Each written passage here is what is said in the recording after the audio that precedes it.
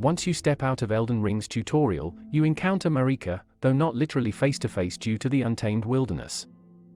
Throughout the game's expansive world, there are dedicated churches and named stakes honoring her, serving as respawn points and aid summoning locations. It would be an understatement to say that she holds great significance in the game.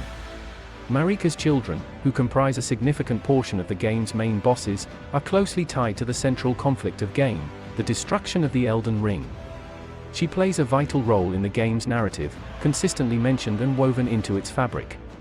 Known as Queen Marika the Eternal, she serves as the vessel of the Elden Ring and is the mother of the demihumans we encounter and battle throughout the lands between.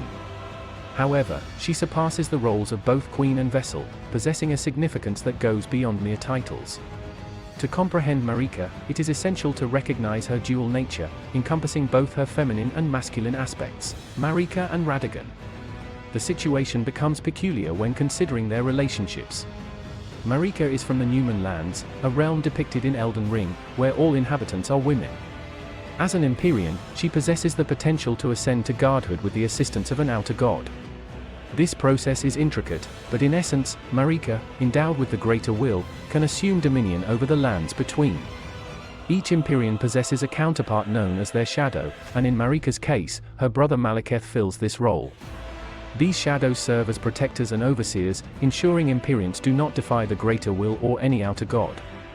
Once Marika attains her godly status and becomes the ruler of the lands between, she appoints Godfrey as her companion, bestowing upon him the title of the First Elden Lord.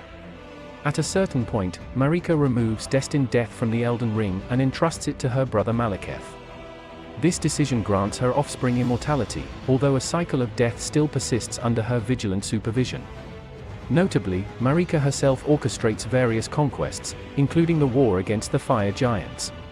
While Godfrey leads the battles, it is Marika who ultimately vanquishes the outer god of the fire giants and places a curse on its last surviving member, binding them to tend the flame of ruin.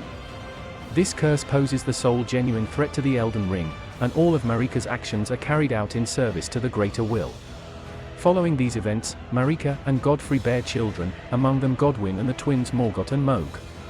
It is believed by many that during this time, Marika begins formulating a plan to betray the greater will.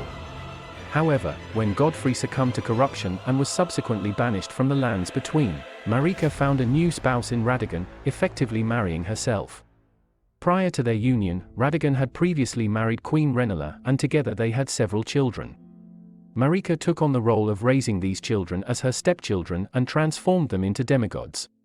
It should be noted that Renala holds the title of Queen of the Full Moon and, at the time we reach the Raya Lucaria Academy, she serves as its head. Although Radagon left Renala to be with Marika, he didn't depart without leaving a parting gift. He bestowed upon her an amber containing a shard from one of the Elden Rings, a powerful demigod known as a Great Rune. Additionally, he left his wolf behind to guard the path leading to her imprisonment. The enigma surrounding the extent of Marika's free will prior to the cataclysmic event that shattered the Elden Ring remains an intriguing mystery, one that continues to captivate the minds of countless enthusiasts. As we delve deeper into Ranni's enthralling quest line, a tapestry of revelations unravels, illuminating the intricate dynamics of the Empyreans and their inextricable connection to a greater force known as the Greater Will. This omnipotent entity dictates their destiny, leaving little room for deviation unless they willingly sever their mortal vessels. It is this very understanding that compelled Ranni to take refuge within a doll, to evade the tragic fate that befell Marika, a fated Newman and Empyrean.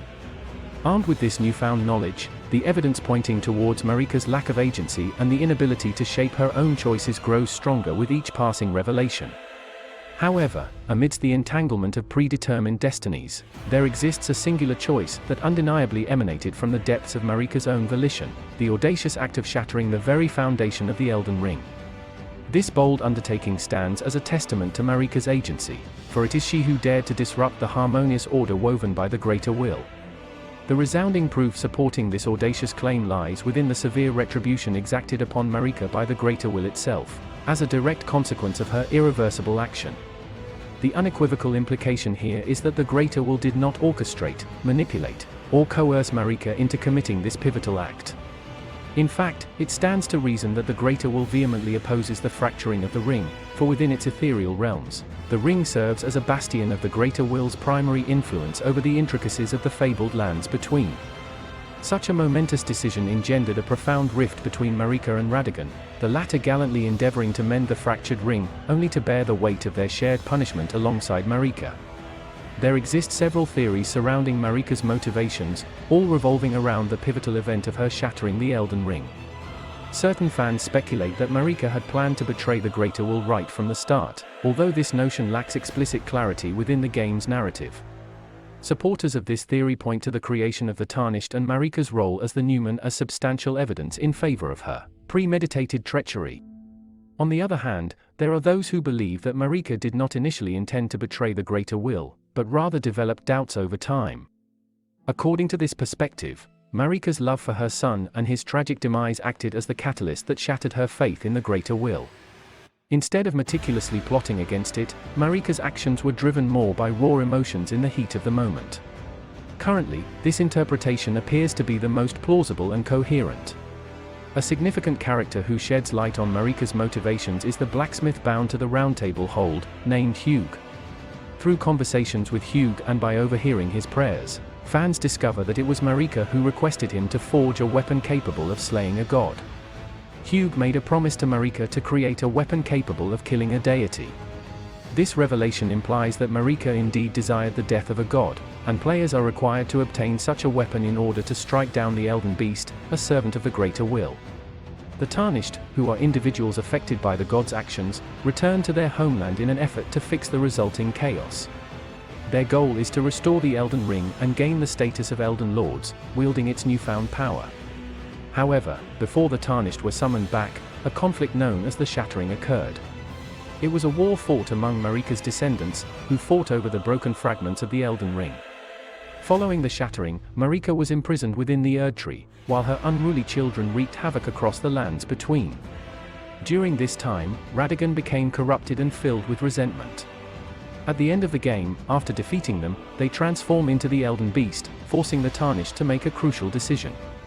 The choices available to the Tarnished include becoming the new Elden Lord, restoring the Death Rune to end the curse of immortality, becoming the Lord of Chaos by burning the Erd Tree, or aiding Ranni in replacing Marika while assuming the role of Radagon's counterpart.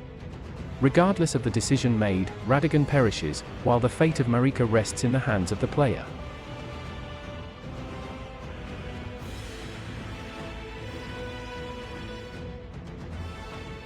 If you enjoyed this video, please like and subscribe, as it really helps us grow. We upload videos like this regularly on the channel. Click that notification bell to stay updated on our latest videos and releases.